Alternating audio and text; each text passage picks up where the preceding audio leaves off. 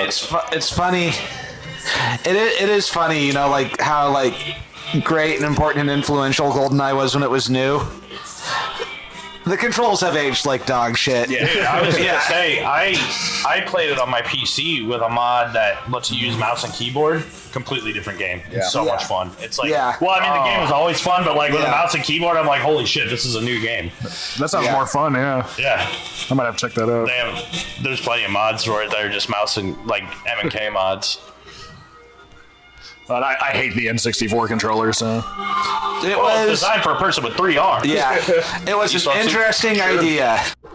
Well. Ready to rock and roll? Yeah. Heavy metal. Let's get this party started right. I went to the store to get more fire to start the war.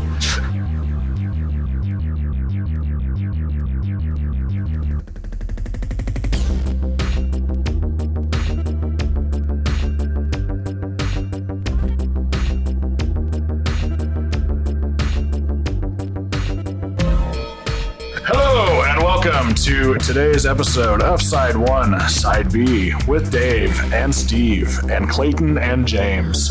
I'm Steve. I'm Dave. I'm Clayton. I'm James. And today we got a little posse together to watch a Laserdisc. But before we do that, do you guys have any bands or anything to plug off the top? I have a new band called Manson Lamps, and you can check out my other band, Jeremy Mercy and the Rapture Orphans. Both great names. We have a new Jeremy Mercy has a new record out called Heavyweight, and it's pretty fire. Last time when you had to flee to go take care of the mouse situation, we didn't get any of your plugs right, so. Yeah. I feel like I plug the same thing every time anyway, but I do apologize to the audience, I guess, for having to. When the girlfriend calls and tells you to come home, sometimes you gotta do it. Sometimes you gotta do it. Sometimes there's a corpse in your bathtub. Yeah, exactly. We'll do a bonus episode where we listen to the second half of System of a Down again, and with me. Just like we have to make Sean listen to the Gettysburg trilogy of Iced Earth. That'll be another potential bonus episode. If we ever do a live episode, I think we should do that. Just make Sean listen to that in front of a studio audience. Well, today we're not listening to an album. We are continuing a trend that we started with the Judgment Night movie, and we're going to be watching another Laserdisc because I have pretty much found out that Laserdisc, like the players are expensive, but I managed to get one for nothing because it was going to be recycled. But if you wanted to buy a Laserdisc from like eBay, they're like $300. But what's funny is once you have the Laserdisc player, like the movies are relatively inexpensive depending on what it is. Like I don't think I've spent more than $10 on any of my Laserdiscs. Some of them are unique too. There's a unique Blade Runner cut on Laserdisc. We need to track that down if it's not too expensive, if it's not a collectible, because it's unique. But yeah, no, it's really not. At the old store I used to work at, we'd get it in sometimes, and it wasn't too bad. And that's a kick-ass soundtrack, so that's our in for a music podcast. Yeah, there you go. Yeah, Evangelist. Yeah, we were originally going to do Spinal Tap with Sean, but his wife said no. So instead, we already promised that we were going to do heavy metal the last episode we did with Clayton. So we brought Clayton in, and then we got our new friend here to the podcast anyway, James. What up, my glib glops? Yeah. And James, do you have anything to plug? No. University funded? No. No, I don't know a damn thing about anything. Sometimes we just get regular people as guests. Yes. I mean, I know some things. Aren't we all just showed regular up, people? Yeah, just a guy, not a musician, not a comedian, just a guy. James, we do owe him a favor because the earliest episodes we ever did, we sent them to him to say, hey, does this track? And he told us what didn't track, and we fixed it. So made him cut out all their slurs. Yes. Yeah. All of the white supremacy propaganda was maybe not what your audience was wanting. Yeah. But let us know in the comments. Well, I did too many drugs and I lost grip on reality. like David Bowie. Yeah. Started eating nothing but peppers, milk, and cocaine. Thought witches were out to steal your bodily fluids. Make fewer Lyndon LaRouche comments. All right, so what do you guys know about Heavy Metal Magazine? It ended around 2021, 2022. Had a lot of cool stuff by a lot of cool comic book artists who were looking to do something a little more weird and transgressive than what they were doing for Marvel or DC a lot of the time. Like Barry Windsor Smith, guys like that, did a lot of stuff for it. I've read a few of the classic issues and then it started up again recently, and I added it to my pull file at my local comic book shop. And I'm enjoying it so far, but we'll see how long it lasts. Usually when they restart a legacy thing, you don't know how long people are gonna keep caring, but Yeah. yeah. Did they have any of the original team back? Well, original, no, because it's been around forever. Yeah. But I think it's Or I mean, like a lot of the or same. even like well known. Yeah, it's a lot of the same kind of stuff, like different comic book artists who want to do something a little weirder and more transgressive. Although nowadays, in the age of like indie comics, they can do it without doing that. But it's people who want to, be affiliated with heavy metal again. So it's cool. I'm glad they have something going. We'll see how much it keeps momentum going or how long people still care to buy it. But yeah, I know a little bit about this, so I don't know hardly Please. anything about comics, but I know a little bit about like French comic books. Yeah. And I know that Heavy Metal, the American version of it, came out after a French version of it, like a few years after it went out of print in France, I think.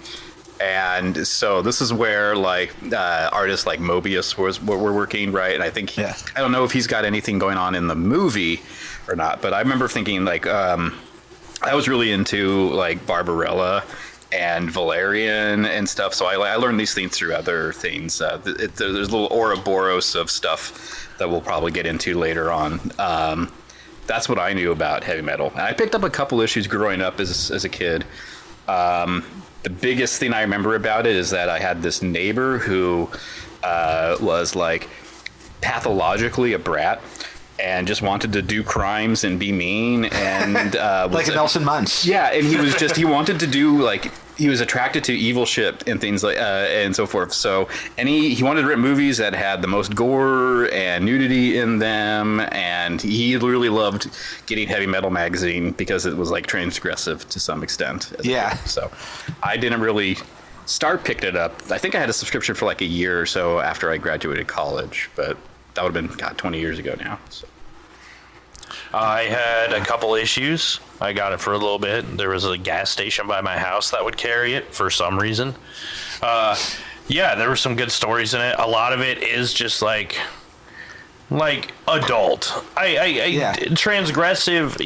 I get it. But it was a lot of it's a lot of boobs and blood and heavy metal. And it's not some comics I remember they would literally tell me what to listen to while certain things were going on. Yeah, that's cool. They'd be like, listen to Slayer while you read this part or something, And not all of it was about heavy metal music, but it was cool. And it felt neat reading it. You felt like you were reading something transgressive, that you weren't supposed to see. And it's not like transgressive in like the J.G. Ballard, let's reflect an ugly mirror back at society way. It's transgressive in the, hey, this is fucked up but kind of fun, right? Let's have some fun with this. Yeah, I remember the ads too. The ads for all kinds of other like weird adult like heavy metal adjacent stuff. I remember ads. There was like Twisted Fairy Tales, and it was like a version of Beauty and the Beast, where they fuck or something like that. Or where Goldilocks fucks all three bears at once or something like that. Yeah. Outrageous. But it was cool. I felt neat reading it, and I felt like I was in a exclusive club. Yeah. And I feel like that's what they were going for. They wanted those people. They wanted 14-year-olds like me.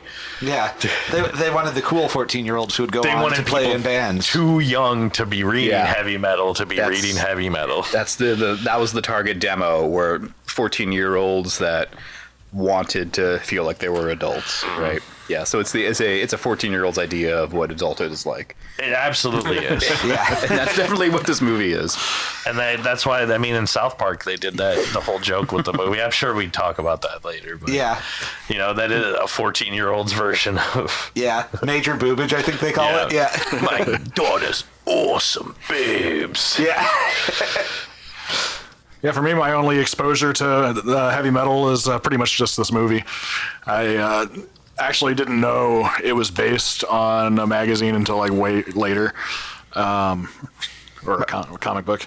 My first exposure was like middle school when I read PC Gamer magazine a lot, and there's a heavy metal video game that they were, doing the pre-release hype cycle for before they gave it like its mediocre review when the actual game came out. But God, that's got to be bad. You said you didn't want this to be a video game podcast, Dave. yeah, and I don't. But I'm just talking about that I've played video games. Wasn't that called like FAK 2 or something, or FAKK? Yeah. Yeah, I remember that. I think it was to coincide with the release Heavy of Metal the 2000. Yeah, 2000. Flack. yeah. It's like Flack. It's a miserable movie. Yeah, I've that seen movie sucks. It does not have the same charm as the original. Yeah, I've heard it's not good. It's not... Well, ask us what we know about the movie, and then I'll tell you. What do you know about the movie? It's an anthology. The sequel is not. No. The sequel is not. This one's an anthology. Some decent art. It's got a pretty decent soundtrack, as you would hope. Yeah. And I feel like an anthology suits this because I feel like if any of the vignettes were even like 5 minutes longer, they would be overstaying their welcome. Yeah. Absolutely. They're all pretty threadbare. And that's about enough as what they can sustain before moving on to the next thing. Well, that's how the magazine is. Yeah. You open it, you read one story.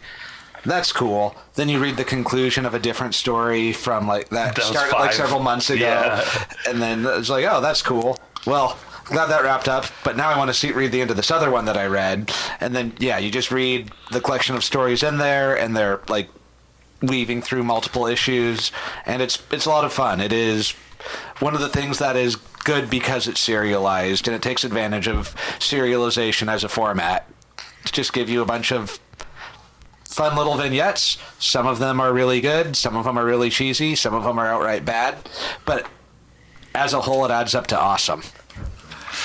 Yeah. Which is true of the movie. Yeah, I think... I don't know. I haven't seen the movie in a long time, and I don't remember absolutely loving 100% of it. No. There were some cool parts. Obviously, the boob part with the dragon lady and stuff. That shit's awesome. I remember liking the World War II bomber scene quite a bit. Like, the animation was really interesting. The music used was really good. I remember that one being my favorite the last time I watched it as an adult, which was with Steve like 2 or 3 years ago, maybe 1 year ago. It was pretty recent, yeah. Yeah. Because I don't think I bought the Laserdisc for the podcast because I don't think we were even doing the podcast yet. But, So it was more than a year, Yeah. but not much more. yeah. I feel like I am on the podcast because I love trash. And Yes. I should be clear. Like, I am That not is- yeah. I don't love this movie. In fact, I think this movie's kind of bad. But I love the charm of it. There's a little bit of kitsch, a bit of camp associated with it that I find endearing. Yes. But it's not. I would not call it a good movie in a traditional sense. Sometimes I go to James's house and we order a pizza and we do a shot of Malort and we watch Miami Connection. Oh yeah. You forgot the vomit in between there. Yeah. Take a shot of Malort, vomit, and then we Vomit, watch yeah. Miami Connection. I should have brought the Malort. You should have. No, Yeah. no. Miami Connection, I don't think you can get a laser disc of it, but if we keep doing movie episodes, maybe we should do that. Can I Make get Steve- a boutique pressed laser disc? Probably could. There's got to be a market for that somewhere.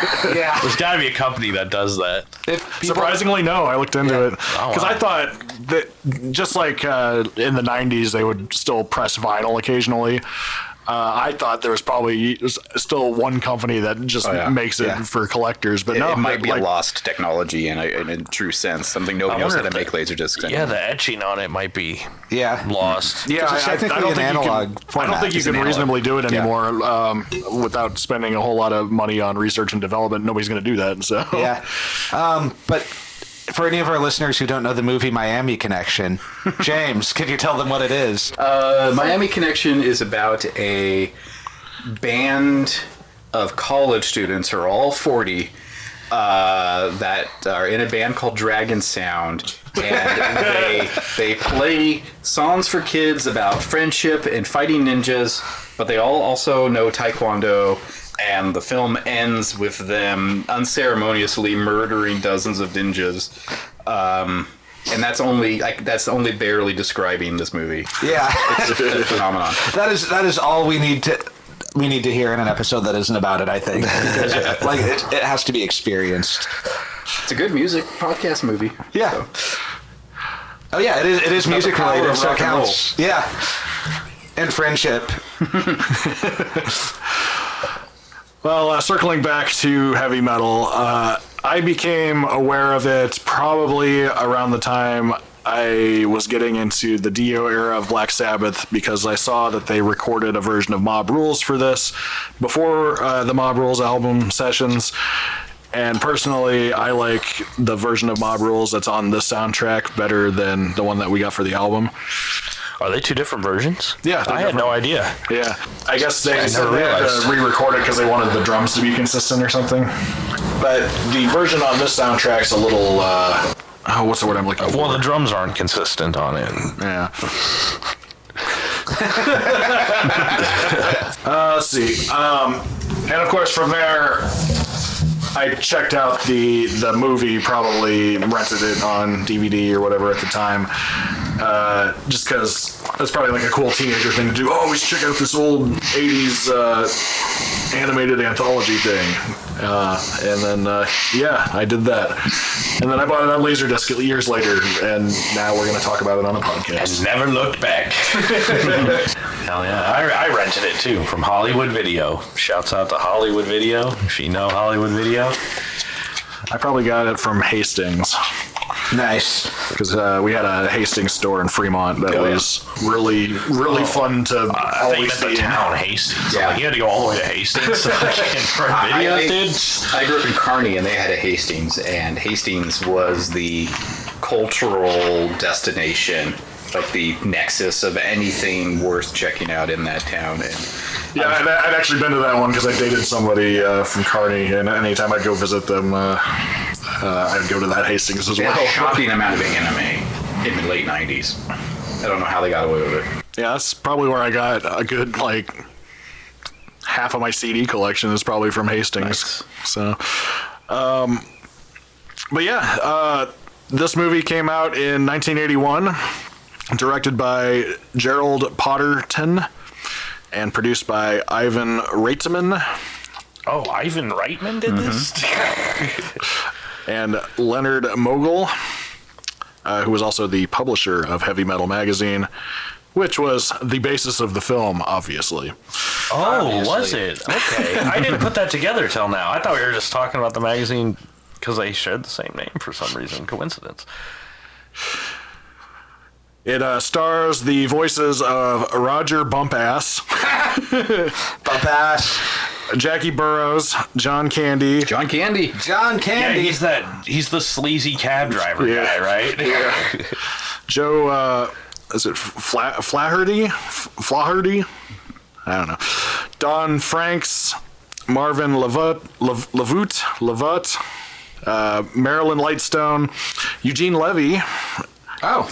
Alice Playten, Harold Ramis, Percy Rodriguez, Susan Roman, Richard Romanus, August Schellenberg, John Vernon, and Zal Yakunovsky. Oh, Zal Yakunovsky. Okay. Yeah, that one. Yeah, Zal. He's from The Thing. We went to different schools. But The screenplay was written by Daniel Goldberg and Len Blum. I know some of those names. Yeah, actually, I'm surprised that I didn't know there was at least some talent behind this. Like, not that sounds bad to say. Obviously, there's talent behind this, but some relatively big names. I mean, 1981, Harold Ramis wasn't huge, but John Candy wasn't John he? Candy was. Yeah. At that time, Yeah, yeah. getting there. At least they were like not. I don't think they were small potatoes. No, yeah, they were people who had a reputation for being in things at that point. Like they weren't. Yeah. I think Stripes is the same year as this. Well, there you go. Oh yeah. That's John Candy's breakout of, I understand.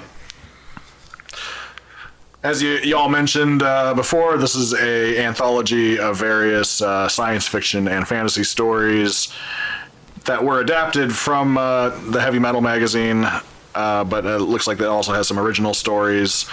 And like the magazine, the film features a great deal of graphic violence, sexuality, and nudity. My word. Scandal. Scandalous. Ned Flanders is very disappointed in us right now, and after we're done, we're gonna have to pray the boobs away. I think he's most disappointed in the fact that there's witchcraft. The soundtrack, Clayton, I know you listened to it for a bit. I bought it at one point, and I found it to be a very Hit and miss. very hit and miss. What did you think listening to it? Well, I think there are some good songs on it. I think the Nazareth song is pretty good, and I like Mob Rules. And the best song, strangely, is from Don Felder, the least heavy metal person on the entire record. But that song kicks ass. Taking a Ride, heavy metal. Yeah. Great opening song to the film. If I remember right, they show the guy as like Galactic Cadillac thing. Yeah, I think Yeah. so. Yeah. Yeah, it is pretty hit and miss. There are some bad songs. I don't like Journey at all, and Open Arms is like a weird choice anyway. Yeah, the two Devo songs, while good, don't really fit at all. No. I'm a huge Devo fan, and they are just a huge left turn. Like they don't fit the general vibe of the movie. And there's two of them. And there's two of them. But overall, it probably should have been better. This probably should have been what sold the movie, to be honest. The heavy metal soundtrack to heavy metal. Well, that's why I originally bought it back in the day. I'm like, oh, a soundtrack for heavy metal's got to be heavy metal as fuck. Yeah, and it's about half as heavy metal as fuck. yeah, about half heavy metal and half ballads. Yeah. It's so weird. When we were setting up, I put what I thought was the soundtrack up on YouTube, and the playlist for some reason started with the Stevie Nicks song. And Clayton, you were like, did they really start it with the Stevie Nicks song? And no, they did not. So I don't know why the playlist Yeah, was. like I thought it started with the Sammy Hagar song. Yeah, it did. But someday we'll probably do the soundtrack as a follow-up episode. But yeah, let's move on to what we're going to be seeing here in side one. Oh, it is also crazy. Just to stop you one more time. I'm sorry. Go ahead. It's crazy that both songs named Heavy Metal are not really about heavy metal music. They're both about cars. Yeah. Well, yeah, I mean, they're heavy and they're metal. Yeah, they are heavy, but it seems like a fundamental misunderstanding of heavy metal. Yeah. All right, it has 15 what they call chapter stops. We have Soft Landing, Grimaldi, Perry Canyon, True Companion, Blue Lamp, Heartbeat, Open Arms, Grimaldi, Den, Captain Stern, Reach Out, B-17, I Must Be Dreamin', and Crazy. And a lot of those correspond to like a specific songs. So yeah, we'll be listening to some Blue Oyster Cult, some Donald Fagen, some Stevie Nicks, some Journey, some Cheap Trick, some Don Felder, some Grand Funk Railroad, some Cheap Trick, and some Nazareth. Are y'all ready? Hell yeah. Hell yeah. Rock and roll. Heavy metal. Oh, wait. The cover art. Oh yeah. We always used to traditionally forget that. So Tradition is Tradition. Get it. all right, who wants to look at the cover? I'll look at it. Don't describe it, just look at it. We'll leave like 30 seconds of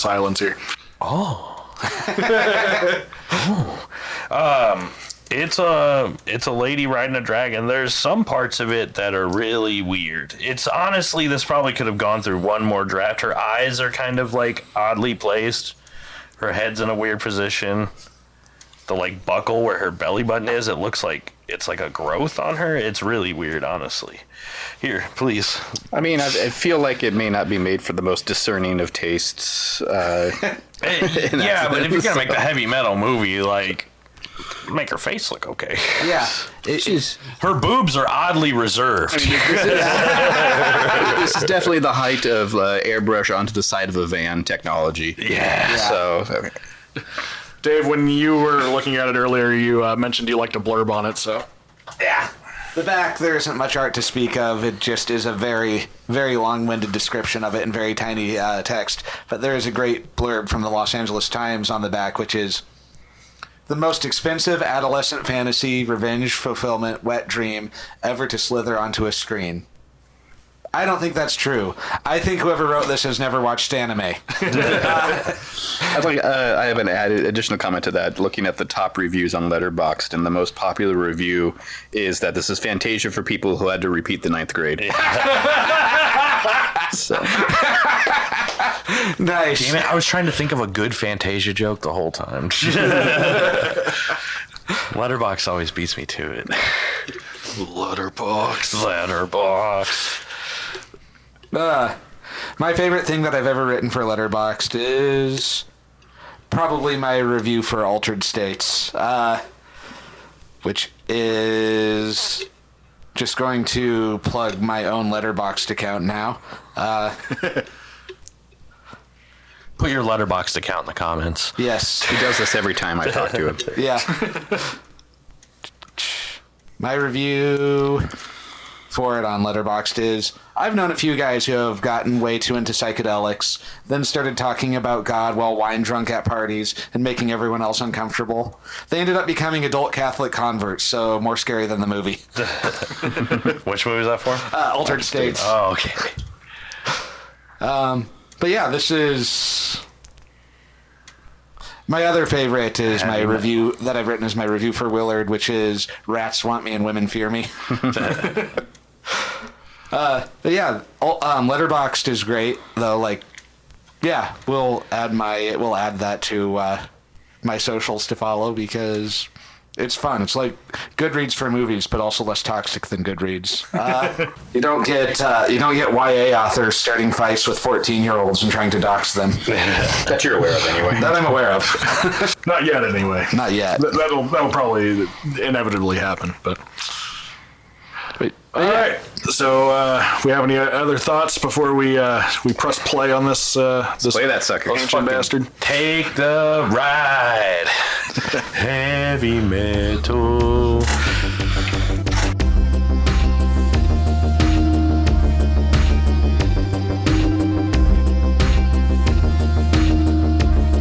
There's two different sex pests.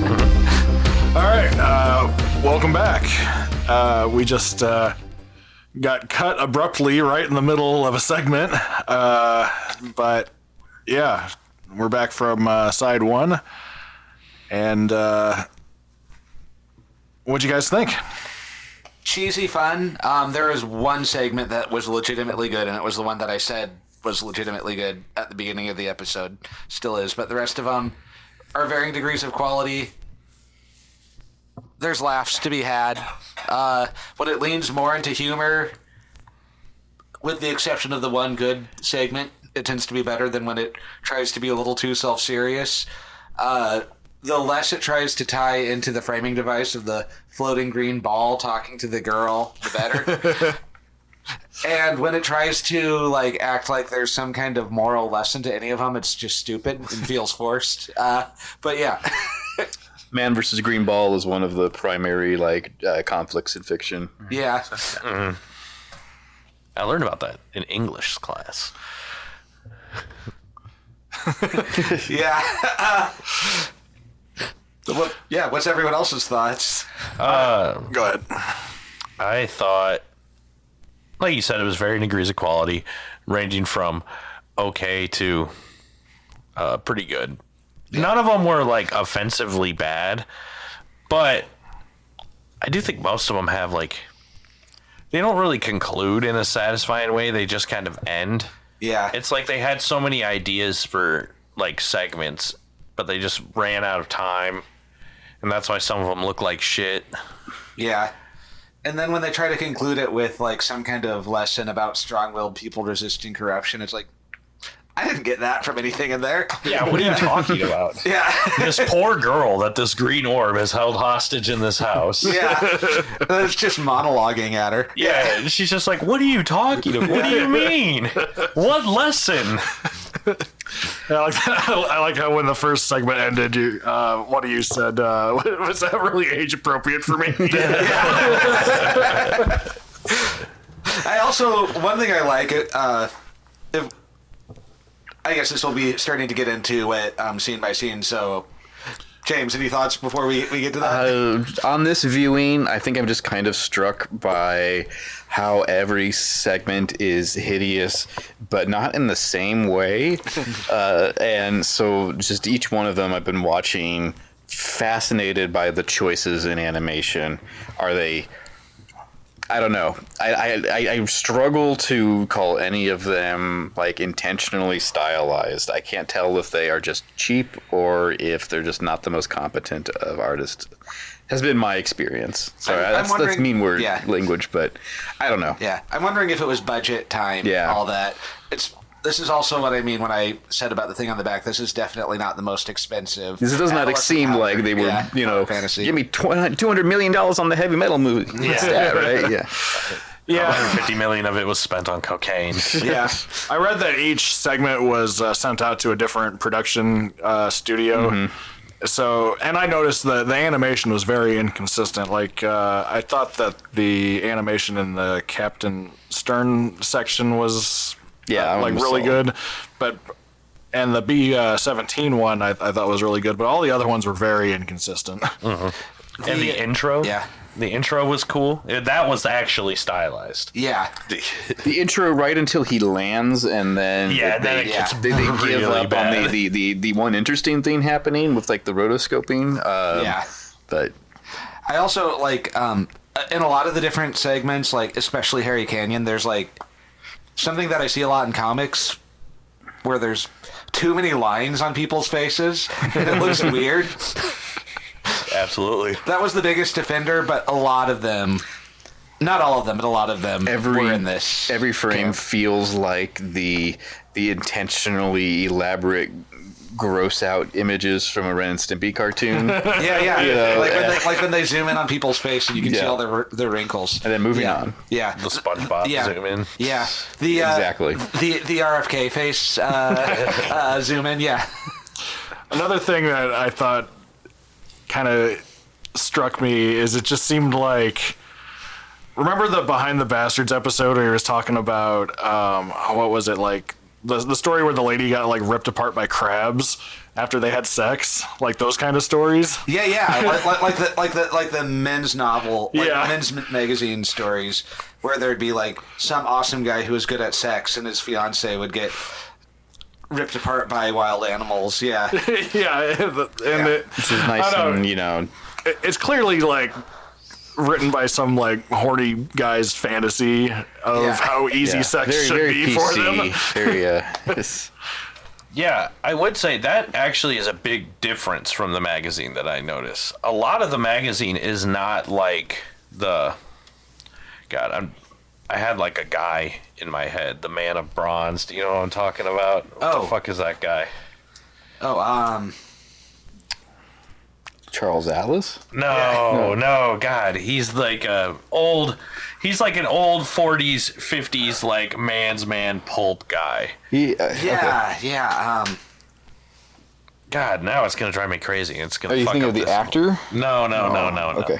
It was like a book series, but anyway, I'll look out while I'm getting to my point, just so I'm not taking up too much dead air. But It is like very men's magazine fantasy, but that wasn't like what Heavy Metal Magazine, at least what I saw, what it was about. And it was a lot more like there was a lot of sex and boobs and stuff, but it was a lot more like I feel like the like grungy cab driver was the closest thing that I could equate to like a normal main character in a heavy metal. Like it was a lot of nobody was good and everybody was sleazy. Yeah. But in this one, in the movie at least, and I guess we're going segment by segment, so like once we get to that, to the John Candy one particularly. Yeah. But it is. How do you say that when he didn't want people to see his peen? My dork. My Get my dork out. Yeah. But yeah, it was like, I don't know. It was misogynistic, just in like a weirdly different way. Yeah. Yeah. But yeah, kind of segment by segment, like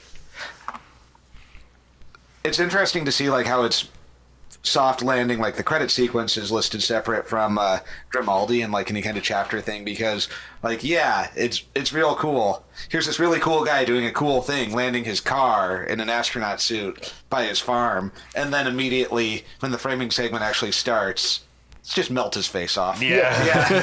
Just melt him. He has nothing to do with anything from here on out. This is just a red herring, I guess. Yeah, it is weird that the framing device is so tenuously connected to everything.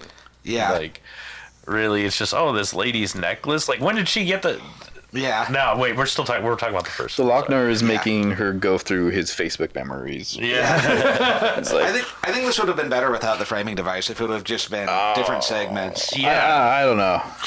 I think the Lochner is what gives it its charm. I think that it has that, it's got that certain something I have to agree. that has life outside of the movie a little bit. I catch Lochner references all the time, and I'm pretty sure these are not coming from the brains of die-hard, ride-or-die heavy metal fans. Yeah. So I would agree. There is a charm to the Lochnar, like kind of a cheesy, like cigar chomping guy in a boardroom. Like, well, we got to have something to tie him together. How about an alien ball? Yeah. I was telling you, it's one of the primary conflicts in fiction. Exactly. Man versus ball. It's the sixth conflict. The sixth conflict. But yeah, when it really, like in the framing device, when it really starts to show the characters' faces, especially the girl, when she's like looking in fear and you can see up her nose. Yeah. Just hideous animation. That's why I'm like, maybe the framing device was added later. Yeah. Like they had already started animating the other segments. They're like, no, you need to have this ball in there now. Yeah. Get this ball in there. And they added, and that was like the intro and like the vignettes in between. Were all made last. So it was like the theme of the movie that the Lochnar just inspires malice in whatever it encounters. Is that? Yeah. Were you watching the film? Yeah. He explained it very clearly. So why is he telling this to this little girl? Yeah. It's to teach her a lesson. He's just Come on, guys. Teach her a lesson No, about I'm how joking. evil is an external force that corrupts people, and people don't really have any agency. For what actually reason? got that a lot This more ball just right. like busted into her house and was like, Yeah. let me tell you my stories. Well, he found it. The dad found it, and then he slushed him right away. Yeah. Okay. After he got to look like a badass, and then just dead. And then he's like, "You have powers you haven't even realized." Sorry for but I hope at struggling. the end he just slushes her. Yeah. Sorry for struggling to follow the plot of heavy metal. No, you're Fine. It's kind of the plot of the last. I don't get it either. To be honest, I don't get it. It's kind of the plot of the last Star Wars movie. Was it The Force something or other? Somehow the Rise Lochnar of returns. Skywalker? Rise of Skywalker. Yeah. Somehow Palpatine has returned. Somehow the Yeah. worst one. Well, he was Palpatine was trying to get Rey, I think, to take over her body, right? Like, I don't know, it vaguely Yeah. reminded me of that. I went to the theater and saw that movie, and I just remember walking out mad, seeing red. I barely remember the plot. Yeah. I don't even want to. Yeah. We can do a Star Wars can't- podcast yeah. at different times. Star Wars is no heavy metal. No, yeah. Yeah, what if Disney bought heavy metal? What if Disney bought heavy metal and like incorporated it into like The whole- Marvel Cinematic Yeah. Universe. Lochnar shows up as like the next. This is the Phase 7 Marvel villain. Lochnar. That'd make this lady a Disney princess. Hell Exactly. yeah! If only we haven't even gotten to that part yet. No. Yeah. But yeah, Soft Landing for some reason reminded me of Elon Musk's stupid launching Tesla into space thing, so I'm pretty sure he's watched this movie. Oh, he definitely has. He's And- jerked off to this movie. Yeah, thanks for that. It'd be quicker to listen to movies he hasn't jerked Go off. ahead and edit that out of the final. If I had to hear it, the audience has to hear it now. But yeah, let's move on to Grimaldi. Yeah, Grimaldi was. Yeah, once you got out of the cool car landing, it's the ugly faces looking at the green ball. So that's like 2 minutes long. Is that really enough to be a whole titled vignette? I think they just wanted to separate the cool guy who gets melted. Is that like, one into what his own Grimaldi separate was? scene. Yeah. The noir stuff was Harry Canyon. So Oh yeah, Grimaldi is just the ball melting the dude and then telling the girl that. I am the green ball. Yeah. I get my own segment. Yeah. Listen to me. Yeah. You So, are dude, in the whole my movie's power, about but I you. don't seem to be controlling you in any way. Yeah, like after the first segment, it was like, you weren't even involved. Did you really influence those people? It's like you were just there. That might be the main issue with it. Is like I really don't see, except in the very last one, I really don't see a direct. The ball doesn't glow really. Like in Stern, I guess there's a little bit, but there's not a lot of direct. You don't visually see a lot of direct influence from the ball. He just tells the girl later. Yeah. Maybe it's a corrupting influence like Rawhead Rex. Yeah, that's a movie we should watch. But that is a movie we should watch. I watched He's it just a recently. big green bullshit artist, isn't he? Yeah. All right, Harry Canyon, or what was it, The Fifth Element, basically. Yeah. Yeah, that was actually interesting when you brought up that is essentially the Fifth Element, and somebody got sued over it. Please explain I don't for know the enough audience. about the situation other than there's some kind of. I was talking about how I was drawn to this movie because I really loved The Fifth Element as a kid, and I learned that the creator of that was also really into these like French comics and stuff, like the stuff that would inspire heavy metal, the magazine. And so one of them is a comic called Valerian, and there's a Valerian series that is basically the bit with the intergalactic cabbie and the mysterious woman from space, which is the Henry Canyon plot, but it's also the Fifth Element plot. So I feel like there was some kind of litigation between those groups that didn't really work out for the original creator. That's all I know about it. I also don't think it's a very good segment. No. Yes. I feel like doing like the supernatural, like evil as some kind of external supernatural force doesn't really work with like a cyberpunk noir, which should be more about, like common everyday corruption and greed type of stuff. Like having like this weird magic artifact that melts people feels out of place for this kind of thing. That's kind of what I wonder about that whole thing, because it must not be very common for cabbies to have that melting thing. Yeah. Because otherwise robbers wouldn't Wouldn't be robbing cabbies. Yeah. Yeah. Be like, oh, I'm going to get my crotch melted. And then But yeah, no, it just felt like a weak segment. It hit like a lot of like the cliches of like film noir and cyberpunk, where it's like, like everything's privatized, every service is up for bribes and all that, but it doesn't really say anything about it. It just kind of has them because it's supposed to, so it doesn't really have like the social commentary the genre usually has. And again, an external like supernatural force causing evil doesn't fit with the kind of reason that kind of stuff is in like film noir and cyberpunk to begin with. So it just kind of felt like, wouldn't it be cool if we did like a monologue heavy film noir, but since this is a science fiction thing, make it cyberpunk. And it just is. It's there. It's just kind of there.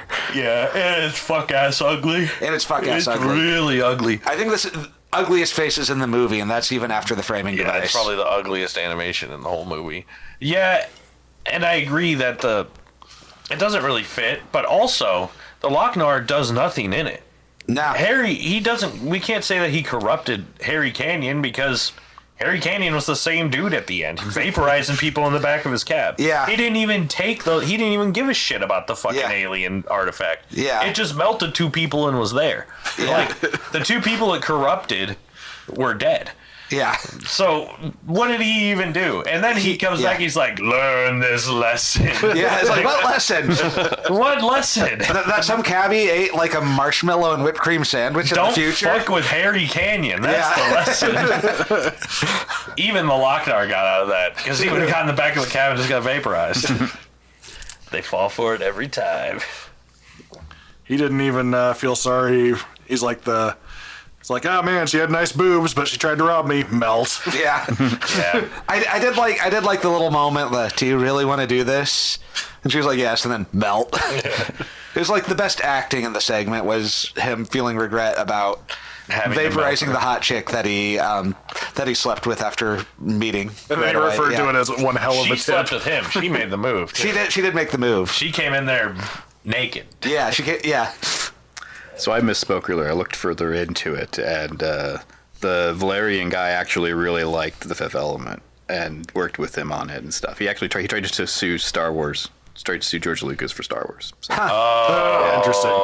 That kind of makes sense based off of Valerian. Yeah. That he would like the guy who made it would like Fifth Element, but not Star Wars. Also an underrated movie. He did get to eventually make the Valerian movie. Yeah. But it sucks that he's a creep. Yeah. Wah, wah. Happens to the best of them.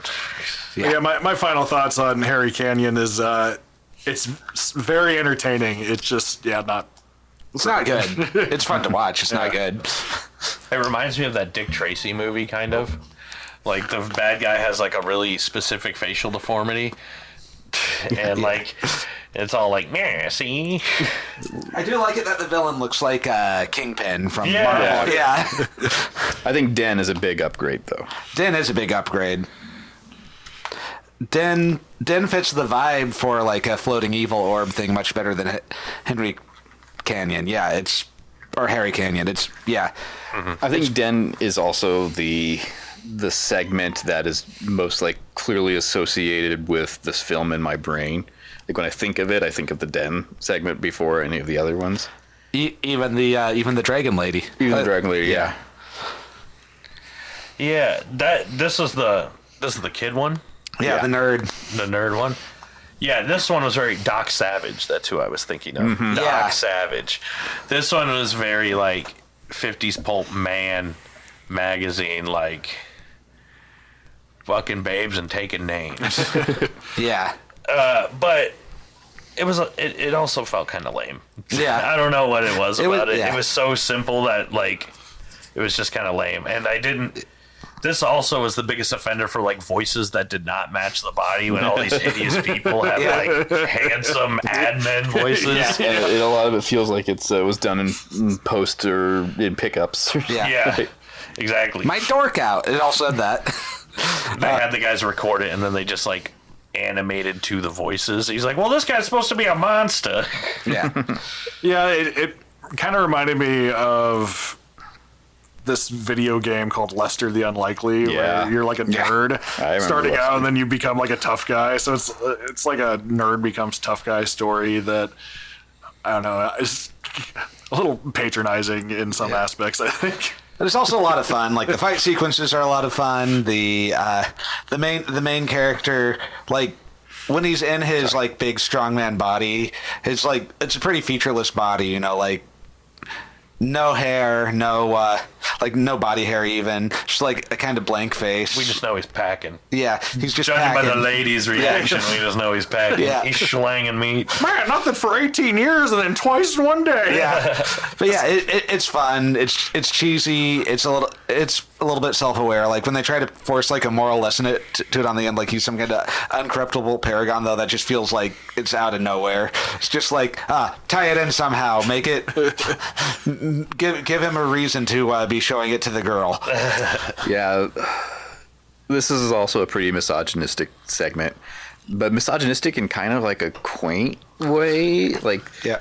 it's like, gee, wouldn't it be nice if people were only this misogynistic anymore? And, it's I don't know, but it's like we described it before earlier, just like the 14-year-old idea of what an adult is like. That's that segment to a T. It's like if you combine the general vibe, like Punch and Judy, the puppet show, is about domestic violence, but it's not really, that kind of is that kind of thing. It's cartoony, basically, like that. It's kind of like the way the main character is just sleeping with every woman he meets feels like 60s James Bond without the rapey bits. If that makes sense. Yeah. It's so blatantly childlike misogynistic that's just kind of funny. You know? It's quaint. Yeah. It's quaint. Yeah, it was. Which means it's accurate. I guess it's accurate because it's a child. Some writer at Heavy Metal got a letter that was like, what are you, a 14-year-old writing these stories? And so he made this. He's like, fuck, this is me. What was that show that was based on like a children's drawing, like the Axe Cop or something Axe like Cop, that? Yeah, we're watching Axe Cop. Yeah, the fight sequences in this were fun too. I like any cartoon where someone is trying to hit someone with a sword and they flip him. That's fun.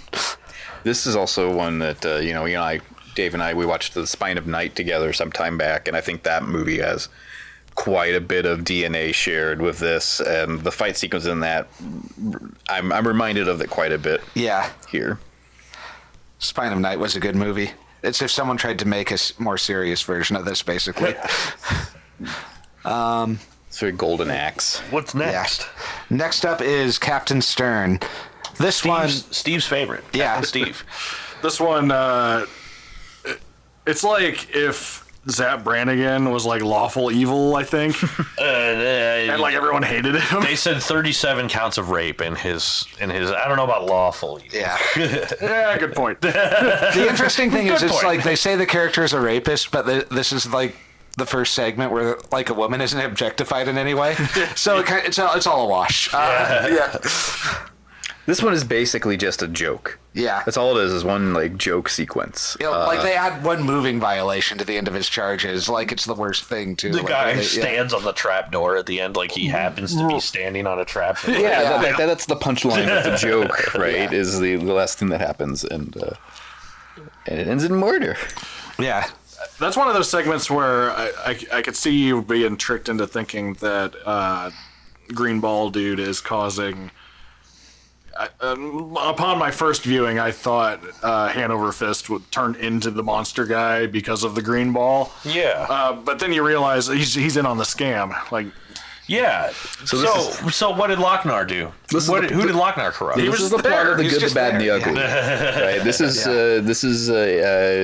is it Angel Eyes and Blondie and Tuco going from town to town, shooting, scamming them out of executing him, right? That's what they're doing, right? Turning the bounty and then release, And the Lochnar is Angel Eyes. There we go. There we got it. I figured out my tortured metaphor. I liked the Cheap Trick song in it too. I thought that was cool. Yeah, that's so bad. It was basically a music video. Yeah.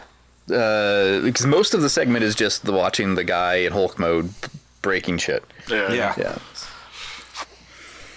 But again, comes back to the ladies like, what was the lesson? She's like, I don't know, dude. What the hell? What the hell was that? It's therapy for the Lochnar. He's just getting these off of his chest. Yeah, exactly. I haven't talked to somebody in 10,000 years. I have seen things you wouldn't believe.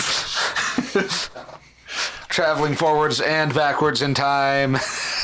I think Captain Stern betraying the dude at the end was very fitting for the character too. Because that dude has zero morals, like, obviously. Yeah, just going to say, 37 counts of rape, you're a real jerk. Yeah. If you do that, real jerk, man. I don't want to be around you. Yeah. Yeah, Zap Brannigan just guilted you into pity sex. Yeah. Next one, your favorite segment, Dave? Yeah, B-17. It was really good. This one's unironically good. I don't really have anything bad to say about it. Yeah, this was my favorite too. It's cool. They're just pilot. I thought they were in space at first. I think when I was a kid, I thought they were in space, like a B-52 in space. But they're not. It's just night. Could have fooled me. The animation's good. The music's good. This one's also a little bit like Lovecraftian, right? Yeah. What's that famous ship that disappeared and then reappeared, and all the people on it were like frozen in space, frozen in like in place. Do you know what I'm like? This is like famous urban legend. Oh yeah. I think like the Philadelphia experiment is kind of based on this urban legend. Oh, I do vaguely know the Mary Celeste. Yeah, something like that. That's what it's called. yeah. I remember. Yeah. And so, I mean, I cracked a joke about it. It's like, and some say the zombie plane is still flying around even today. Yeah. But that's the thing that got to me. Like, wouldn't there's just this haunted plane? And I think, I agree that this is probably one of the better segments. Yeah, and the Lochnar doesn't come in towards like halfway through, and then it's just like reanimating dead bodies. Like everyone's already dying from being shot at by like anti-aircraft or fighter planes, and so it's just like the supernatural force comes in and just starts reanimating skeletons that attack, and it's just kind of gone. It's cool. It's a really cool sequence. I also liked how they were like dive bombing guitars while the plane was dropping its payload. That was really cool.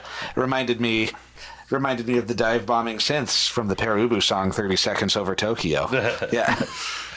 Yeah, it's the best song in the whole movie. You brought up, would that song have been an Eagles song if this hadn't come along? And I think...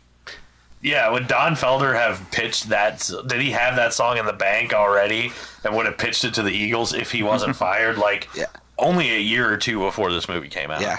I think they told him to write a heavy metal song, and he literally just did that. And he was like, like a car? All right, if you insist.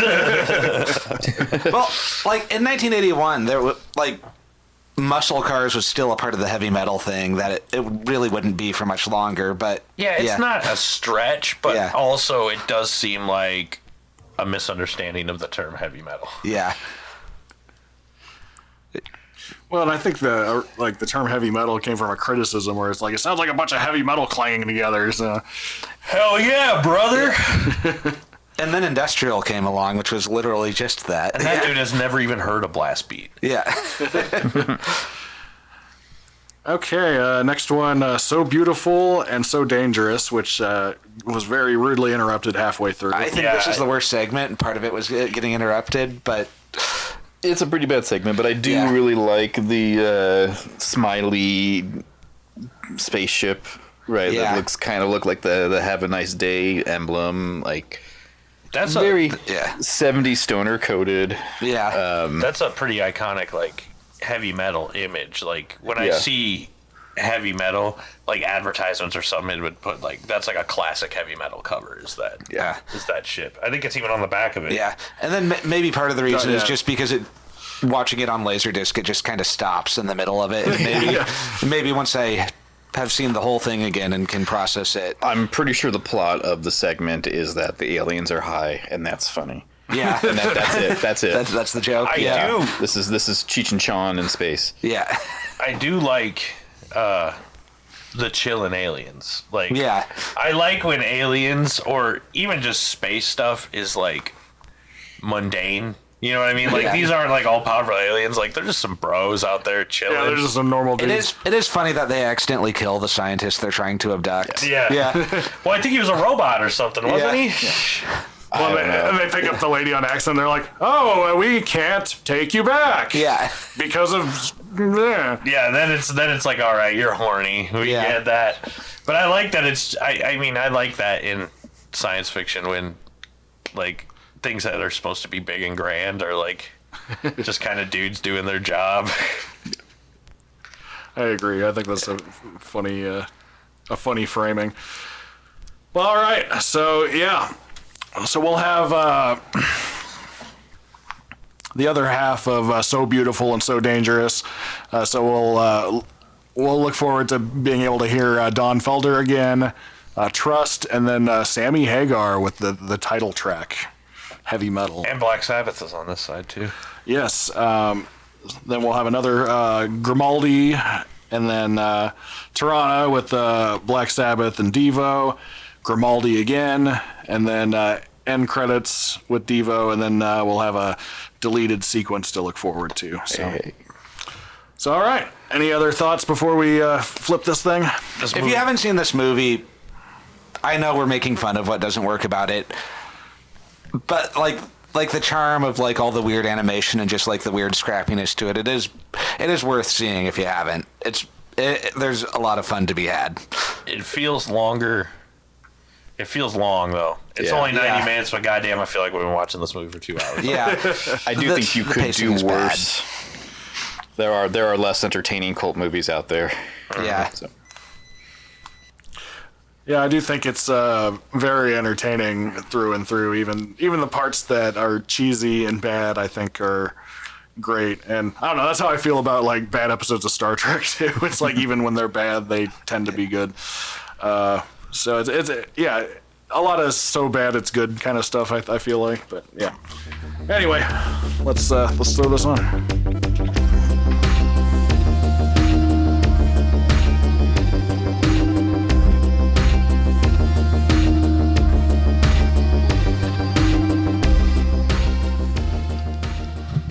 And we are back from side B of This was Heavy Metal. less than half the movie. Yeah, this was like a quarter of the movie. I think the real heavy metal was the friends that we made along the way. It was, yeah. Would have been probably better if they would have just not had So Beautiful and So Dangerous on any of side A. Yeah. And then just had the whole thing uninterrupted on side B. Yeah, that was a bizarre decision. But yeah, overall, what'd you guys think of side 2? I don't know. I guess because it's mostly made up of just one segment, that was the most heavy metal feeling segment, with the Dragon Lady. But I still didn't really like it that much. Yeah. Sadly, I didn't really like it that much. Yeah, it was a lot of the coolest animation was on this one, really, I think. Story-wise, I think that was one of the flimsier ones. And that's saying something. Is that because like that's half of the segment is just glamour shots of her getting dressed? It's just Yeah, there's that, yeah. While them dudes are like, hey, our city's burning, let's summon the Defender. And then she shows up and they're all dead. Yeah. Just to finish it. Perhaps I could have sped that process up a bit. Yeah. Go ahead. Yeah, I agree that this is the most heavy metal of the segments. When I think of what I remember seeing in the magazine and stuff, that is the one that is best associated with what I'm expecting out of it. I think the kind of the sword and sorcery, somewhat science fiction, fantasy stuff, right? Yeah. It's also the one that's the most heavily like it looks like a Mobius comic strip. Yeah. Or like a kind of like a cheap imitation of it, and I feel I kind of associate that aesthetic with the magazine too. Yeah. Yeah, and the magazine, I always thought it was more like badass babes with big boobs and swords and blood and stuff, and that's like the kind of misogyny that I was in Heavy Metal the magazine. More of like a fantasy, like misogyny, like a little boy. Like kind of version of it, quaint. Yeah, like you said, I didn't really feel like quaint. I was committing a hate crime by owning the magazine. Yeah.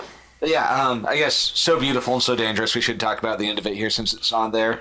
Just kind of starts with the aliens doing a bunch of coke off the floor and it calms them down. Crash the ship and the lady gets banged and it's pretty much over. There's really nothing in it. I didn't think that robot was a very good design for a sex bot, but she's like, that's the best sex I've ever had. The lady would beg to differ. It had nothing to do with the Lochnar. Like, it doesn't. And I'm really trying to figure out why the Lochnar wanted to tell that story in particular. He doesn't have anything to do with it. It all happens Great after. tips on that one. It's all stuff he wouldn't have been present for. I just want to show this child more sex. If The Lochnar is a pervert. Yes. Lochnar is like, I ran out of other ideas, so here's something I whipped up with a couple of stoners. Every time I saw a woman with big magumbos.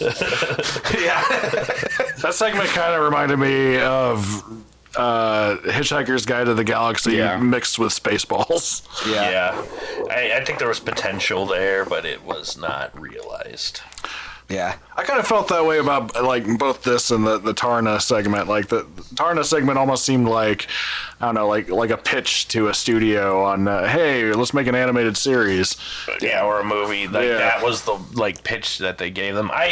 All of the money went there. That was the like nicest animation in the whole thing. Yeah, I agree. And Dave, you said that the plot is really flimsy. I think that actually zeroes in on why the Heavy Metal 2000 is such a bad movie, because it is that segment as a whole movie, basically.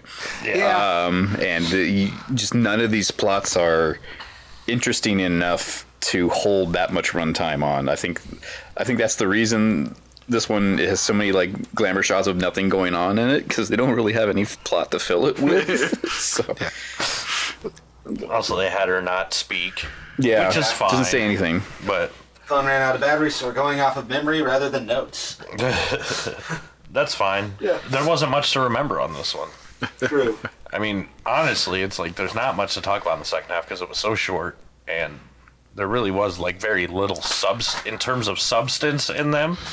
The second one looked good, and I thought the aesthetic was nice. Like that Ralph Bakshi kind of thing. Yeah. With the rotoscoping. I'm going to say I cared more about her pterodactyl friend than any other character I'd encountered for the rest of the movie. Yeah, that was the saddest part. Felt bad every time it made sad noises when it got injured. And then when she like made it fly away after it got like sawed in the wings, like I don't know, it seemed kind of cruel. It lived to serve. Yes. And then that's what it wanted to do, honestly. And it gets reborn to help the little girl at the end of the movie. Who is a reincarnation of her. Yeah, so did she not talk her whole life? No, she talked at the beginning. So is she now not able to talk that she became a Tarnakian? I don't know. Like, see, the thing is, like, was the other one the only Tarnakian that didn't talk? Like, was that weird to the rest of them? This is already more questions than they ever asked themselves. So like the Lochnar is showing something from its past in a different universe, and then just kind of remembered that it died. So it's kind of like Wile E. Coyote going off the edge of the cliff and then looking down and then just falling. No, I shouldn't have showed you my death. Yeah. or the monad machine getting tricked in Star Trek. Yeah. Yeah, nonsensical plot. Yeah. Yeah, I think that's really where it fails. A lot of it is like if the segments and the stories were like really good, I could pretty much overlook everything else. But they just weren't. Yeah. And I honestly think the weakest part of it, and maybe this is why like we were saying that the vignette, doing it in like an anthology is probably more true to the magazine. Mm-hmm. Yeah. But the like through line plot was the worst part. It was the worst plot out of all of the thinly plotted ones. Yeah. He's just like, I want to show you a bunch of weird situations and some boobs, and then I'm gonna melt now. I'm dead. Vignettes are about as much as I can handle for these. I think if any one of these shows was a full movie, it would be intolerable. Yeah, you're right about that. I still liked B-17. B-17 was good. Sure. And I will die on that hill. I don't think I could watch a whole B-17 movie. No, but I could have watched it. I could have watched a version of it that was about twice as long. Yeah, I could have just watched it twice in a row. It would have been better. What was after B-17? The stoned aliens, right? Yeah, the stoned aliens. Yeah, so I could have just watched that one twice. Yeah. Well, I mean, they made that movie. It's called Spaced Invaders. No, there you go. Yeah. Then interesting end credit song, "Working in a Coal Mine" by Devo, which you pointed out that they made for that movie. Like there's a bootleg version. Like they did a version of that cover in like their early, like independent days that they didn't release on anything. You can get it on one of the compilations, but that was one of the things they then just put in their back pocket, and when they were hired to do something for the movie, they just brought it back out. It was not on the new traditionalist album, which was the one that came out around this time. So yeah, this was a song for the movie. Well, it says on the back here, production of the $7.5 million project began in August 1980 and continued over an 11-month period. As heavy metal was geared to an adult audience, Reitman contracted Irving Azoff, one of the music industry's top managers, to put together a roster of songs performed by rock's best groups. By the time he was finished, Azoff delivered 17 tracks from 13 bands, all recorded exclusively for the soundtrack. Complementing these songs were the symphonic score composed by Elmer Bernstein and performed by the Royal Philharmonic Orchestra. Well, through being cool, the song that Devo played as the bar band is on the New Traditionalist album, so maybe they just decided to put one on the album and leave the other one as just a little treat for the soundtrack. Yeah. I do think it was funny that Devo was the bar band for the bar where there's the massive fight and people were always hitting each other, and then it finally escalated to decapitation, so that's when they finally stopped. Fantasy world, right? Yeah. Well, the thing about Devo too is this was not that phase of their career, but their earliest days, they were one of the confrontational punk bands that would go in to piss people off, and that they would people would ask them to not play a song and they would play it for 20 minutes, that type of thing. I thought it was funny that one of you was like, why would they play Devo at this bar? And then it pans over to actually a live band being there playing. Oh, they just got Devo. Yeah. The little bar got some cachet. Overall, I think it's fine. Yeah. I think it's a neat little thing to watch, but I think I'm not a great movie. I think I'm going to lower my Letterboxd score. I think I'm good to see it maybe once every 10 years. Yeah. Yeah. Just coast on the high of dropping a Lochnar reference in a conversation every now and then, and watching someone pick that up. It's a fun movie to come back to with friends. I would never watch this alone, or just You wouldn't jerk off to it. No. Yeah, it would make me uncomfortable watching it alone, actually, with all the weirdly animated women. Somebody's gonna come to my apartment window and be like, "What weird porn are you watching, dude?" Yeah. It's a research for a podcast. Yeah, I'm doing it for a podcast. Thank you. Elon Musk's like, I jerked off to that movie. It was epic. All right, and then to top it off, we had a deleted sequence that looked like it was mostly storyboard art, all storyboard art. Neverworld Land, I think is what it's called. Neverwhere Land. Yeah, Neverwhere Land. Yeah. Which I thought was really interesting. It's cool. I thought it was cool. It didn't really I don't know. I get why they cut it. It didn't have a story. Like you said, it was probably the least far along in production. It also probably looked expensive to animate. Yeah. It was very cool. That's why they cut it. It was very cool. They probably cut a lot of really cool things from this movie. It was like the Lochnar causing evil throughout the history of Earth. I would say human history, but it starts with dinosaurs. So, and it just kind of keeps going, and it causes the bubonic plague and the Reign of Terror and Jack the Ripper. But we actually needed 15 minutes of Tarna putting her gloves on instead. Reminds me of an old, I think it was a College Humor segment where it was female armor is bullshit. Yeah, I like that you said that they had the manager bring, I got you top bands. Donald Fagen, Don Felder from the Eagles, yes. Yeah. Who actually understood the assignment. So, he was the only good one. Yeah. No, actually, I like quite a few of the songs. Yeah, there are some duds. The Sammy Hagar song worked for the segment it was in. Too many ballads. I liked the Cheap Trick song. I like the Devo songs not on the soundtrack. I like them. I like the one on the New Traditionalist album, and I like Working in a Coal Mine as a bonus track on the CD version of that. But it doesn't fit this movie. It's not the vibe. I'm sure Jerry Casale and Mark Mothersbaugh were fans of the magazine and read them because, nerdy counterculture guys, but... Yeah. Well, it's funny because, I don't know, I guess if I was putting together a soundtrack called Heavy Metal, I would have tried to get Judas Priest for that. Yeah. But 1981, they didn't quite know what heavy metal was yet. yeah. Yeah, they're still figuring it out. Yeah.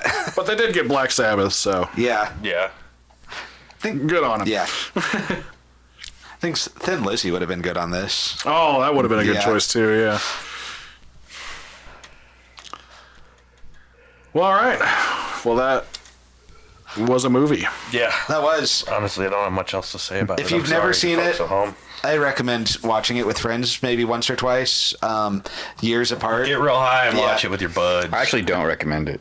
I actually think if you have no prior experience with it, the South Park episode might be a great shorthand. You can get that out in 20 minutes, and you kind of get out of anything that's kind of charming about this out of it, in my opinion. I But, think you should actually watch this just to have context Sure, for the South okay. Park episode. okay. Yeah. And I assume all of these segments are on YouTube these days, and I would say check out the B-17 segment at the very least, and Yeah. probably the Captain Stern segment. I thought those were the highlights of the movie. Yeah. It's something that's fun to watch with friends, but it's trash. All right. Y'all convinced me. Yeah. So at some point we might do a follow-up episode where we listen to the soundtrack. Or we'll watch Heavy Metal 2000. We'll do that for the movie spinoff. Yeah. Clayton did his stuff at the beginning of the episode, but I have a new EP out called Tyranny of the Clock. You can check that out. And we also put out a fun little acoustic bootleg where the Alliterates played a set at Camp Muddy Paws where Sean was on acoustic, Dave was on vocals, and I was literally playing on a picnic table. Yeah. And we got that one exclusively on my YouTube channel just because we did so many improvised covers that it would be a nightmare to license all of it. So you check that out. We'll soon have a Spotify version of just our originals, but just That'll be like 7 songs. yeah, just go to the YouTube page and look at it on there. You get the full set. So yeah, and that's it. Yep. Catch you on the flip side. Thank you. Hell yeah. See you later. Heavy Metal.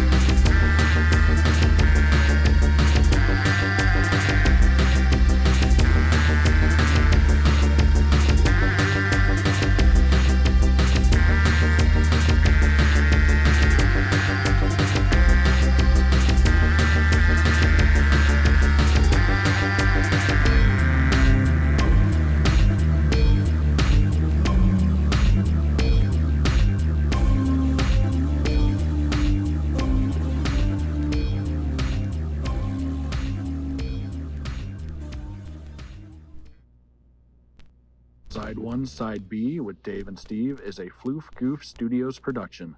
You can find us on Instagram at KillRockMusicSWS and Dave_Diction. You can find us on Bluesky at KillRock Music and Beastmaster General. Check out our musical projects, The Alliterates and Lucid Fugue, on all major streaming platforms, and links to each at my website, killrockmusic.com. That's KILRAVOCK music.com. This also includes my past projects, Megaton and Valley of Shadows, and my current solo project, Kill Rock.